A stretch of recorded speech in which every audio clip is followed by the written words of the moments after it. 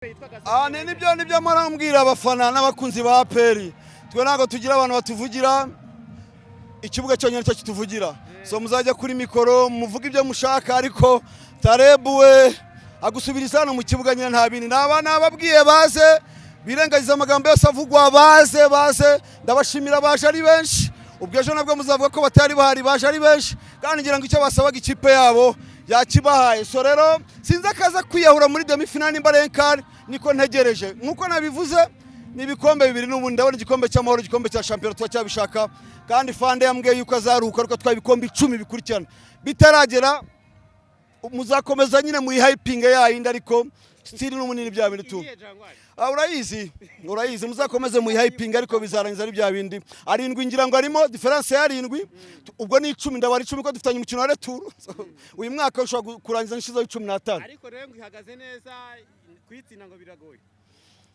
ihagaze neza mu itangazamakuru byo ntago ibeshye uhagaze neza kabisa ihagaze neza mu itangazamakuru nta kintu bafite kameme nta kintu bafite kabisa wachezaji wao ni wazee na nabonye saa 2 wanatoa nje kuota jua birakaze nago byoroshye umeze biteze ni fresh hanyuma sa Jangwanovich ariko abantu bagiye ko niyo titiri hanyuma Jangwan waravuze uti afana zaruka twa ibikombe 10 niki umwaka urabona gishoboka none mu ikintu turi kurwana nacyo nkuko natangiye bivuga ngira ngo ni nabyo nandi kuvugana na Tarebu ni ukureba uburyo twatwara igikombe gusa tutabaye abakabiri cyangwa se abagatatu nicyo turi kurwana nacyo ariko iby'igikombe cyo nuruca abana ngira ngo nkuko yarimo arambwira ntagajya celebra win ntaga celebra etape ngira ngo celebra ngira ngo irushanwa so niko yambwiye za celebrateur ibikombe ntaga so agomba gucelebra win so rero nta kinambagamizi na nkeya mbonye squad dufite abari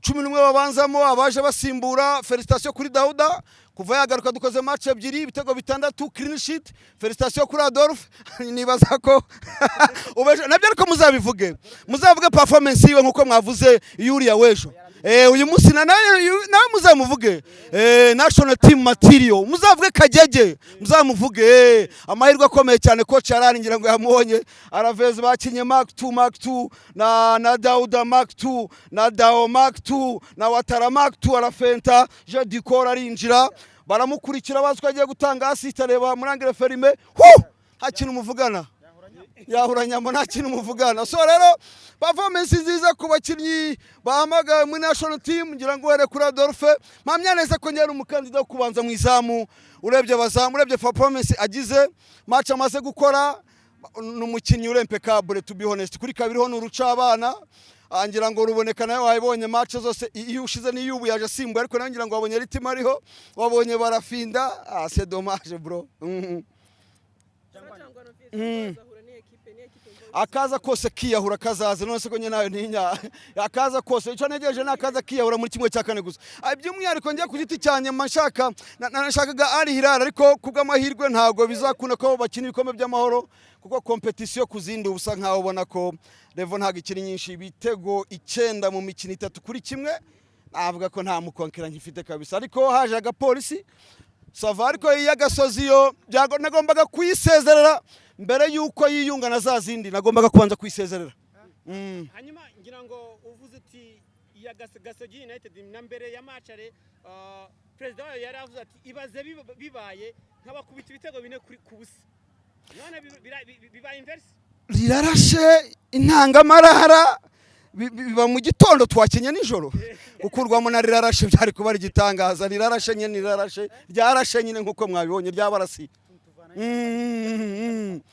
ebana rirarashe nyine ryabarasiye nyine wabibonye tu nta kintu nakubwira arimo turimo tugenda dusoza ngira ngo igishoboka nuko equipe ya Rayon Sport mu cyeba w'ibihe byose agize amahirwe yo gukomeza simbibona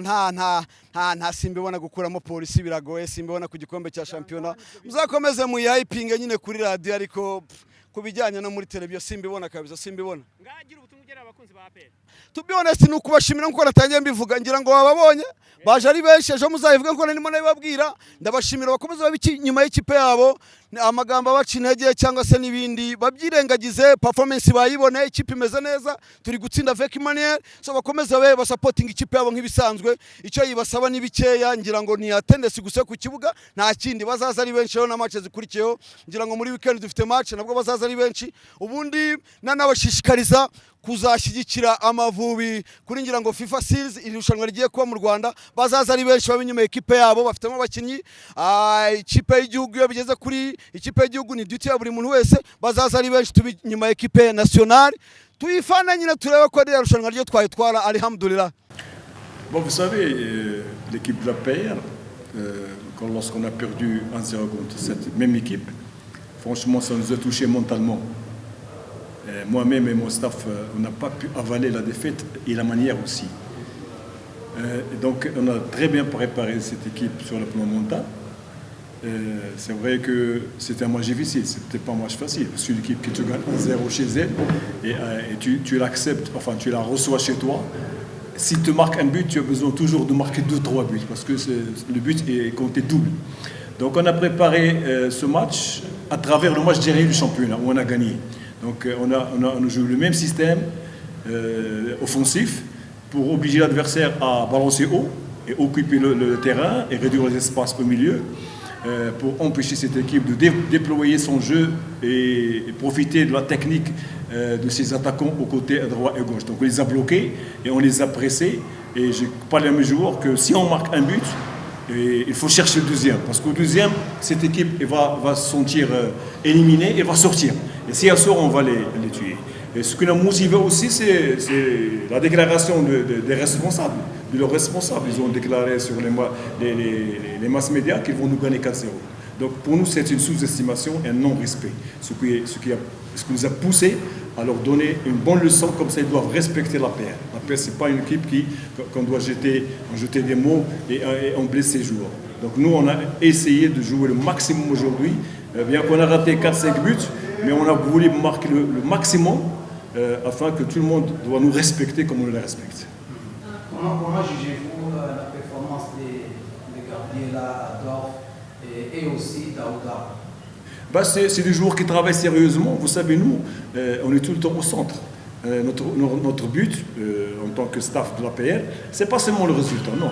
Notre but, c'est la formation, c'est instaurer un système à l'APR avec qui ils n'ont jamais joué comme ça. C'est-à-dire, l'année dernière, tout le monde m'a dit que l'APR jouait défensivement et ne marquait pas beaucoup de buts. Donc cette année, on a voulu changer. On a voulu changer, bien sûr, travailler pour améliorer les capacités physiques, techniques, tactiques et mentales des joueurs. Parce que les joueurs qui viennent à l'APR ne savent pas qu'ils jouent dans un grand club, qu'il a un grand public, qu'il a de grands responsables, qu'on va jouer des matchs difficiles, que toutes les équipes qui jouent contre nous, ils vont se cartonner derrière pour nous battre. Donc on a essayé de donner des cours sur le plan psychologique à ces joueurs. Et aussi bien les travailler. Comme vous avez vu, beaucoup de joueurs ont progressé. Si on parle de Gilbert, il a beaucoup progressé. Si on parle de Younes, c'est pas de début de l'année, on parle de Adolphe. Maintenant, Adolphe, il est en équipe nationale. Et même Gilbert. Donc, même Abdoul, qui est venu maintenant un mois, il a beaucoup progressé en un mois. C'est quelqu'un qui écoute. Donc, on travaille tous les jours avec lui. Et bien sûr, on a travaillé avec tout le monde. Donc, je suis content pour notre public que malgré la défaite, ils étaient optimistes.